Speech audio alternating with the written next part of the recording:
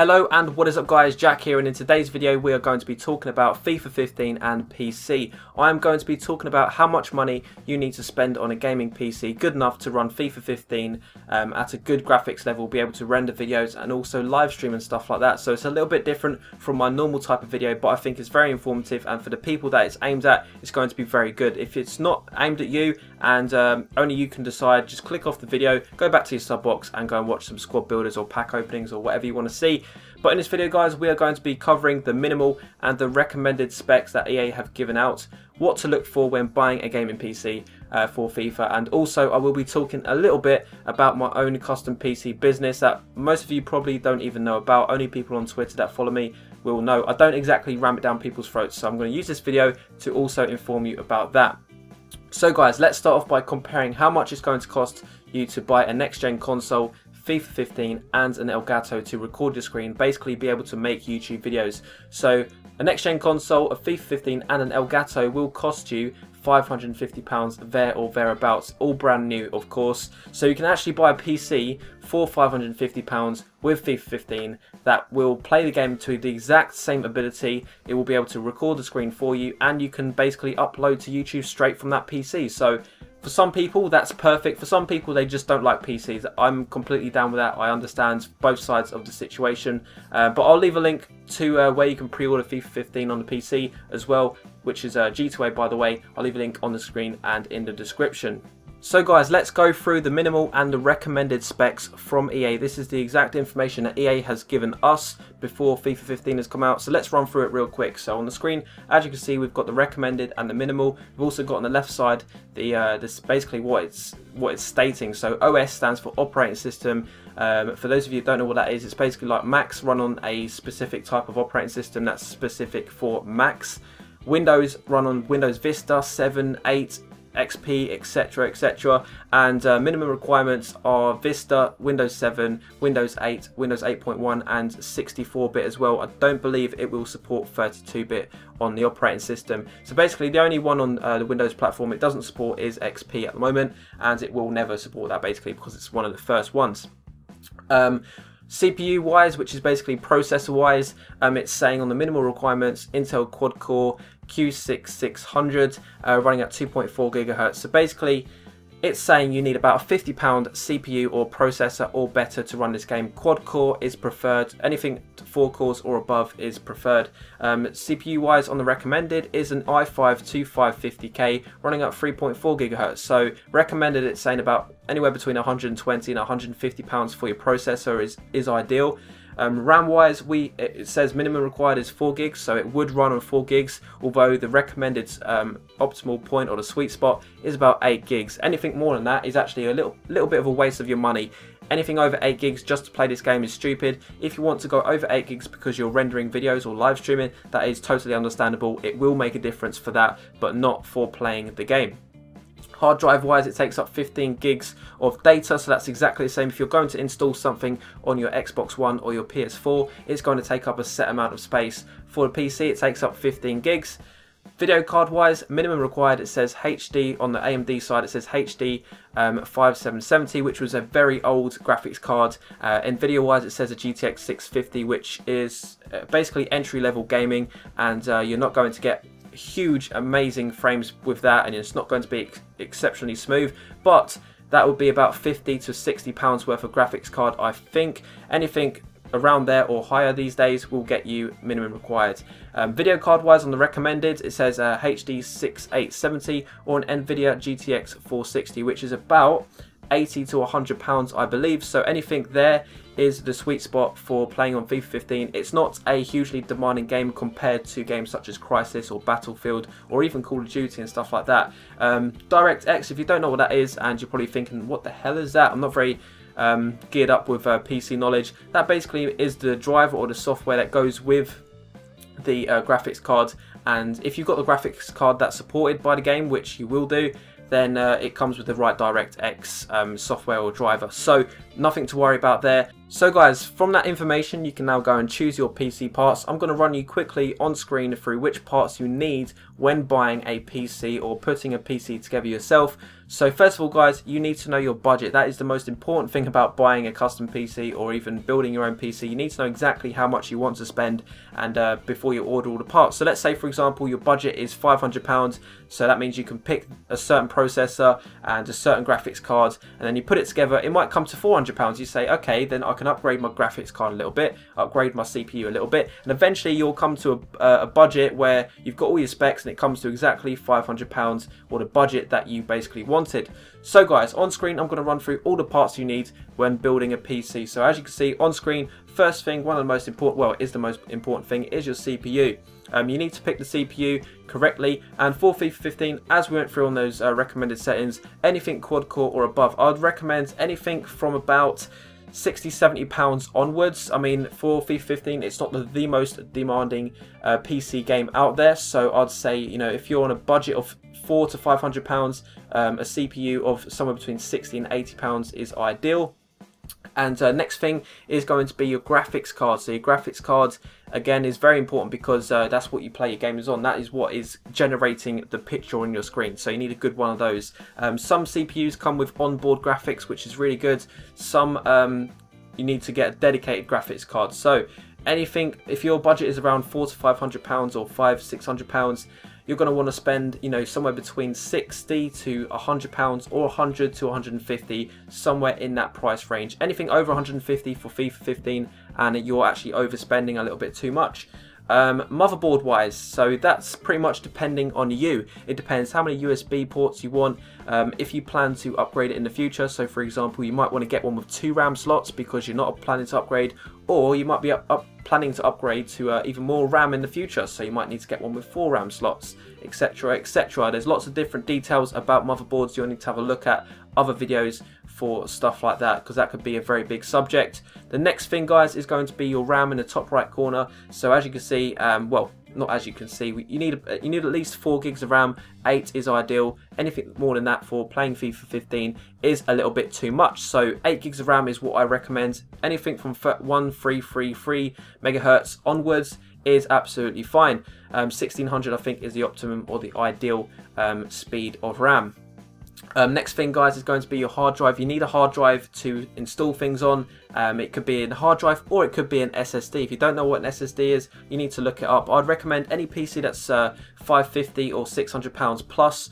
I'd recommend getting an SSD. They are very quick. It's basically a hard drive which is a smaller in capacity. They're a little bit more expensive, but they are super quick. You can boot up your PC in like 30 seconds. You can open programs in like 3 seconds, like Sony Vegas, big programs I'm talking about. Things like Word, you just instantly, it just pops open like that. Next thing guys is going to be your power supply. So guys, you need to work out what processor you're going to have first, your graphics card, some other little bits and pieces, but those two, or the graphics card and the CPU, is what's going to draw the most power. So once you've got those worked out, you can then work out which power supply you need. So for a PC of this kind of caliber, £400 to £500 worth or £500 to £600 worth, anywhere from 400 to 600 watts of power is ideal. If you plan to, you know, add another graphics card in the future or upgrade in other certain ways, then I'd recommend getting something like a 600 to 800 watt power supply, and it needs to be a brand. I can't stress this enough. If you buy a power supply for £20, it's going to break. It just will. It's not good enough to be able to run everything. Next thing guys is going to be your optical drive. Some people don't need this, so this is it's based on basically user preference. If you use CDs, if you still put in a DVD to watch, or you get something that requires a CD, buy an optical drive. They only cost £10. You can rip CDs, you can, you know, make CDs for your car to play in your car, or make DVDs to watch on your DVD player, I don't know. But if you don't need one, don't spend, because you can put stuff on your USB these days, and a lot of people don't actually use optical drives these days, so it's not something you need. Another thing that you need is obviously a case. You need to put all of this stuff in a case, and the only thing to watch out when buying a case is you need to buy a case that's big enough for your motherboard. So motherboards these days, well, for this PC you're going to be looking at micro ATX and ATX motherboards. ATX is basically a size of motherboard. A micro ATX is smaller, ATX is bigger. So if you get an ATX case, it's going to support micro ATX and ATX. If you get a micro ATX case, it won't support ATX motherboards. So make sure you check your motherboard size with your case size. Can't stress that enough. You need to check that out. Now, bottom right hand corner, this is also depending on the user. You need to be able to have, well, an operating system. And it could be any operating system you like. It could be Windows 7, Windows 8 or Windows Vista. I think it said supports this. I'd recommend Windows 7. It's the best one at the moment. It's the most user friendly. It's very easy to use. If you like Windows 8, pick that. It should be slightly improved apparently, but it's not really noticeable. So right now I recommend Windows 7. And that's why I recommend that. You could, if you have your own Windows 7 lying around, you could install it like that, or you could actually buy one online. Lastly, we're going to go with the wireless cards. Your motherboard will come with a wired connection. You can just connect it from your router to your motherboard and you'll have the fast internet speed from that. Or you can buy a wireless card which goes into your motherboard and is inside your PC, or you can even get a USB one, but realistically I prefer to use those PCI cards. They're a lot more reliable and they're actually a little bit cheaper, I seem to find online. Something like that, if you've got fibre optic speeds, anything 300 megabytes per second I recommend, and that should be enough. I think they're around £10 to £15 individually to buy. So guys, we've covered now what specs to look for and what would be ideal. I'm now going to show you a few custom PCs that you can buy together, put together and built, delivered to your house, and these are obviously from my website, so this is kind of like a little bit of self-promotion, but obviously I have taught you guys exactly how to build a PC with the information beforehand, so it's not completely about that. So on screen you should see something flash up and it will be an image saying Gladiator, and there's two prices which I'll explain in just a second. Underneath that are the specs, so we're going to run through real quickly all these specs and what kind of performance you're going to get out of this PC. So two prices, one on the left is without Windows 7 with the license basically. One on the right is with Windows 7 fully legit home premium 64-bit basically. So the price on the left comes with Windows 7 trial. When it gets to your house it will have Windows 7 on it, but it has like a 30-day trial period. At the end of that trial you have to install some form of operating system or pay for it legitimately. One on the right comes pre-installed with absolutely everything. Now spec wise, as you can see, we're going to go through that real quick. We have CPU, it's an AMD A10 7700K, 3.8 GHz processor, quad core processor as well, and it's a very fast processor. It also comes with onboard graphics, which for some of you might sound cheesy or whatever. You'll have to listen in a second, we'll go through that. Motherboard is a Gigabyte GA-F2A 88XM HD3. It's a long number, but basically it's a very nice motherboard. It's got all the USB ports that you need, USB 3.0 as well, and all the future proof things like increased RAM and stuff like that. Memory wise, we've gone for 8 gigs of RAM. Hard drive wise, got 1 terabyte of hard drive space. GPU, as I said, is on board, so it's the A10 7700K, and well, this is one of the first. It's actually called an APU. It's not a CPU, it's an APU, and it performs on the max settings on FIFA 14 with 75 frames per second. So on FIFA 15 it will perform and it will get 60 frames per second. If you might have to take MSA settings down by like -2 or some, ×2 or something like that, but it will perform at 60 frames per second very smoothly. We've also got an optical drive, we've got a 450 watt power supply, and we've also got a Wi-Fi card, TP-Link wireless card. I also forgot to mention, guys, these prices come with free delivery in the UK as well. If you're outside from the UK or you're not living within the UK, you can still get it delivered, but it will come at an extra cost. So make sure you send an email to me at my website, and that will be in the description as well. So make sure you read the description if you're interested. And another thing to note, the PC picture, that isn't the only case you can get. There's 6 different cases, and I'll show those cases right at the end. So guys, let's put on the screen the next one, which is basically the premium version of this. On the left hand side we've got an upgraded CPU, so it's a quad core processor as well. It's slightly quicker, slightly different architecture as well. GPU wise, it's got a dedicated graphics card, an R7 260X. The graphics will be increased. That means you'll get more frames per second. It won't be laggy on the other one, but it's more future-proof for more demanding games such as Crisis and Battlefield. And everything else is pretty much the same, apart from the motherboard, obviously, to support that CPU. Now the price does go up a bit. It goes up £50, but for what you're getting, it's obviously a pretty good deal. On the right-hand side, we've got the deluxe version, which is basically the upgrade from the premium. It's got again an upgraded CPU, which is actually a 6-core processor running at 4.1 gigahertz. It's also got 8 gigs of RAM, but it's also got an SSD, which is completely new to these two PCs beforehand. It's going to boot up very quickly. It's going to open programs very quickly.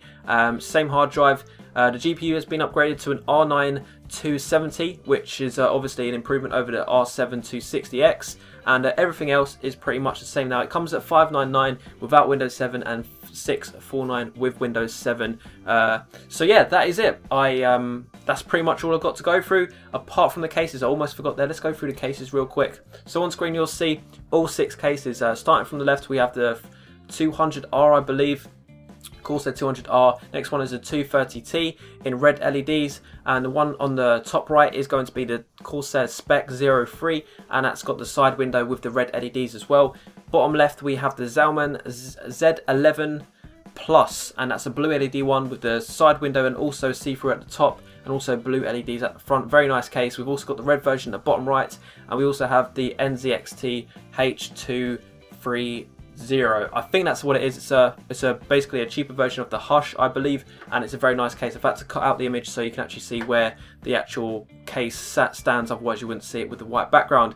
But I hope you enjoyed this video. It's a very long, informative video. Hopefully you took something away. It's not me promoting just my computer stuff. It's also informing you guys, if you want to build your own PC, what parts to choose. If you do have any questions based on what specs are good and stuff like that, tweet at me at ZekiTechPC, the customer support there. I'll reply to stuff like that. I don't want it on my personal Twitter, and that's only if you're going to basically, if there are questions based about that. Hope you enjoyed the video, guys. If you did and you found it helpful, drop a like on the video. Make sure you're subscribed as well. If you're not already subscribed, you may as well subscribe to me, Gaming HD, for some more FIFA 15, well, FIFA 14 and FIFA 15 videos coming soon. And yeah, hope you enjoyed it, and I'll see you later. Bye.